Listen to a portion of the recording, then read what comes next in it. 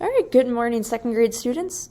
Today for language arts, we are going to be talking about author's purpose and point of view.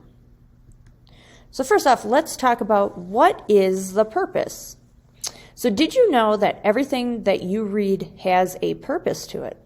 So when an author writes something, like a book, a magazine, a textbook, a newspaper article, he or she chooses his or her words for a purpose. So what exactly is that purpose? So the author's purpose is the main reason that he or she has for writing the selection. So the author's purpose will be to entertain you, inform you, or to persuade you in a certain direction. So when you are able to recognize the author's purpose, you will have a better understanding of the selection. Also, the purpose will determine how you read a selection. Now, can a selection have two purposes? So some selections will have two purposes to them. So for example, if the article is about eating healthy, it will try to persuade you to eat your vegetables as well as to inform you about the different types of food groups. So first up, let's talk about the author's purpose to inform you.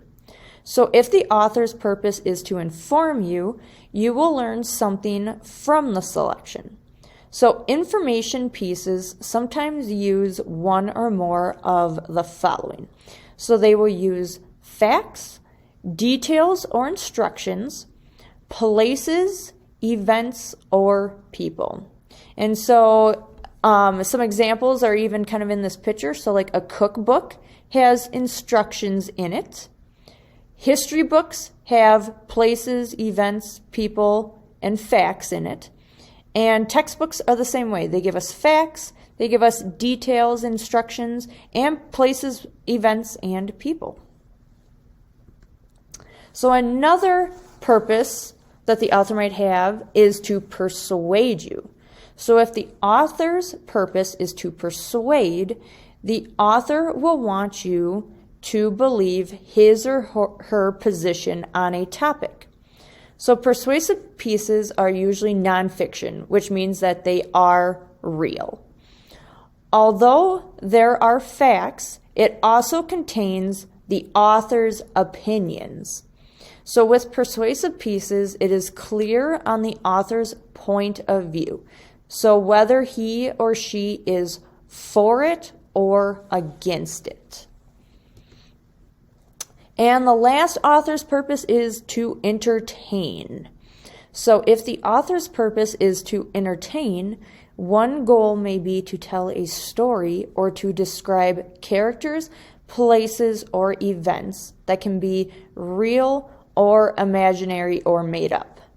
So examples of entertaining texts include plays, poems, stories, jokes, or even comic strips.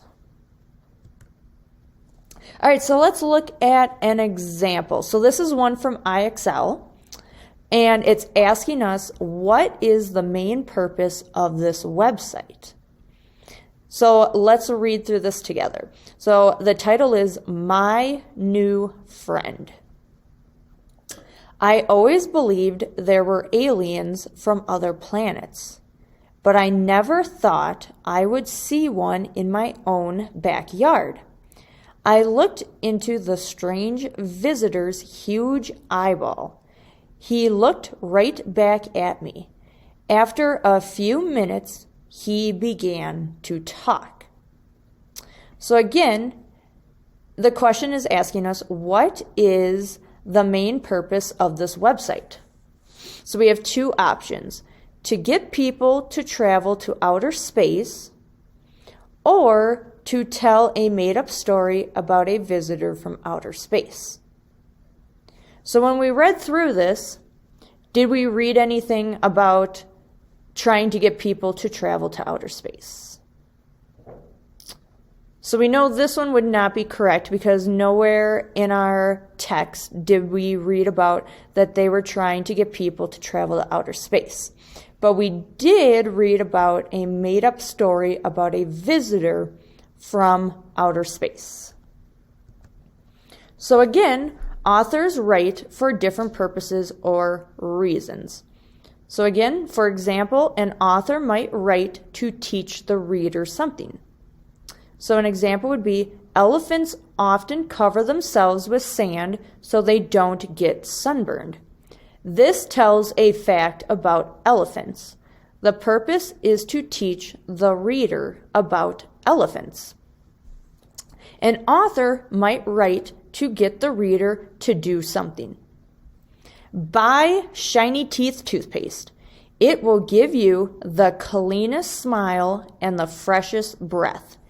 This tells why Shiny Teeth toothpaste is good. The purpose is to get the reader to buy Shiny Teeth toothpaste. An author might write to give the reader something that is fun to read. Where do cows go for fun? They go to the movies. So this tells a funny joke. The purpose is to make the reader laugh. So the main purpose of the website that we had just looked at is to tell a made-up story about a visitor from outer space.